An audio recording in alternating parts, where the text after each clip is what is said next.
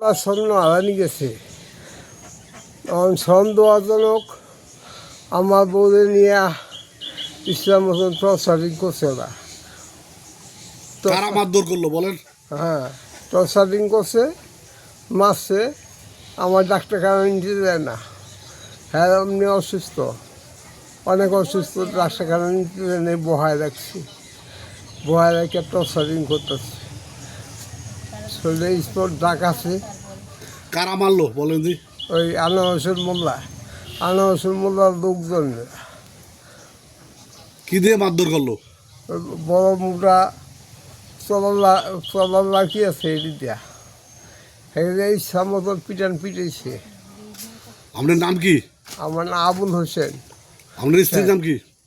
আমার স্ত্রীর নাম নার্গিস শেখ। মামলা করছেন? হ্যাঁ, মামলা আজকে ওই যে বুকে পিকালে উকিলে না করছে, পিকাল করতে খুশি মামলা। আচ্ছা।